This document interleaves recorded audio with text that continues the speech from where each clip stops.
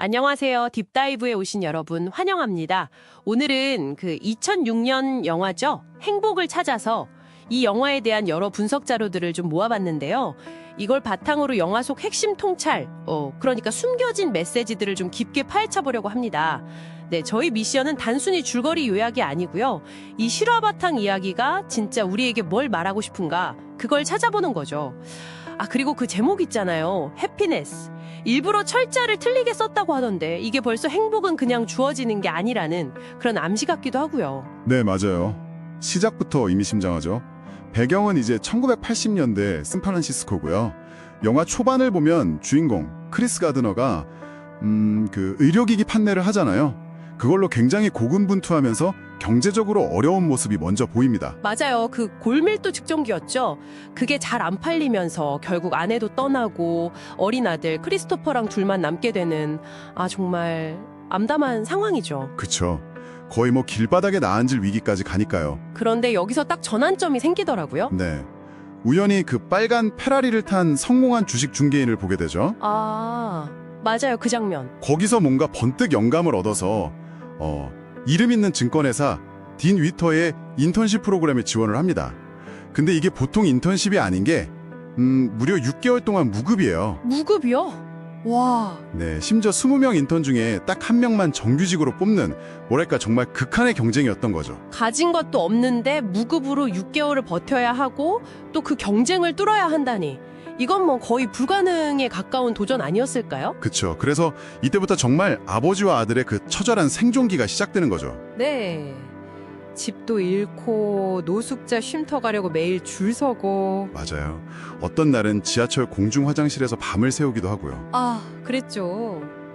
그런데도 낮에는 말끔하게 차려입고 인턴으로 출근해서 성과를 내야 하고. 진짜 시간을 아끼려고 물도 잘 안 마시고 화장실도 참아가면서. 네, 다른 인턴들 쉴 때 혼자 계속 전화 돌리고 영업하고.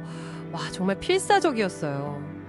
이 과정에서 혹시 전문가님은 어떤 점이 좀 인상 깊으셨어요? 저는 단순히 그냥 버티는 게 아니라 그 역경 속에서도 어떻게든 길을 찾아내는 그의 뭐랄까 기지 같은 거요. 문제 해결 능력이죠. 예를 들면 그 고장난 의료기기를 고치는 능력이라던가 아니면 사람을 설득하는 재능 같은 거요. 네. 자신의 강점을 어떻게든 활용해서 그 위기를 돌파하려고 하잖아요. 이게 그냥 의지만 내세우는 게 아니라 상황을 바꾸려는 굉장히 적극적인 행동으로 나타나는 거죠. 이게 바로 아까 말씀하신 그 해피니스는 펄스잇, 즉 추구하는 거라는 메시지랑 딱 연결되는 지점 같아요. 정말 그러네요. 가만히 앉아서 그냥 기다리는 게 아니라 진짜 끊임없이 움직이고 방법을 찾아내고 그리고 이 모든 힘든 과정을 버티게 한 가장 큰 힘은 역시 아들 크리스토퍼였겠죠. 그럼요. 그 유명한 대사 있잖아요. 농구장에서 아들한테 내 꿈을 다른 사람이 안 된다고 하게 놔두지 마라, 뭐 이런. 맞아요. 누구도 너에게 넌 할 수 없어라고 말하게 두지 마. 심지어 나라도. 저도 그 대사 참 기억에 남아요. 네, 아버지로서의 그 사랑, 책임감, 이게 그의 한계를 계속 밀어올리는 동력이 되는 거죠. 아들에게 더 나은 삶을 주겠다는 그 약속 같은 거요? 맞습니다. 그리고 절망 속에서도 계속 희망을 이야기하는 태도, 이게 이 영화를 단순 성공 스토리 이상으로 만드는 것 같아요. 그러니까 희망이라는 게 그냥 막연한 감정이 아니라 이 어려운 현실을 헤쳐나가게 하는 진짜 힘이 될 수 있다는 걸 보여주는 거죠. 결국 그는 그 엄청난 경쟁을 뚫고 딘 위터의 정직원이 되죠. 그 합격 통보받고 눈물 흘리면서 아들에게 막 달려가는 장면, 와, 저도 눈물 나더라고요. 그렇죠. 그 장면은 정말. 그리고 영화 마지막에 자막으로 나오잖아요.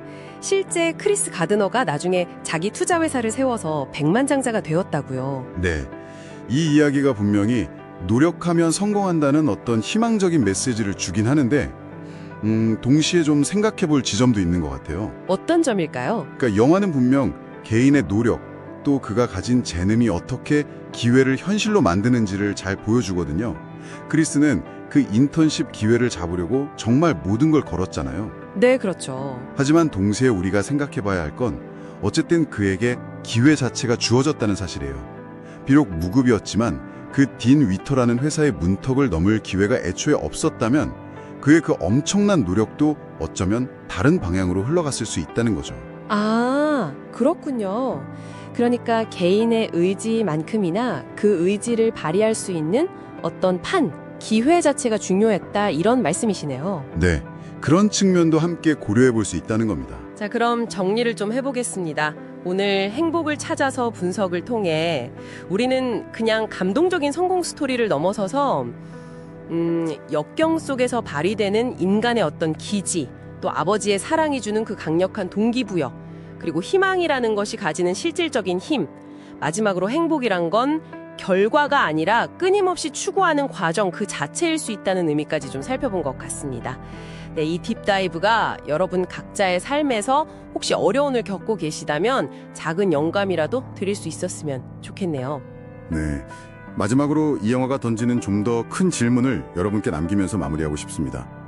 크리스 가드너의 이야기는 분명 개인의 의지와 노력의 어떤 승리를 보여주지만 그럼 오늘날 우리 사회에서 우리가 행복을 추구하는 과정은 어떨까요?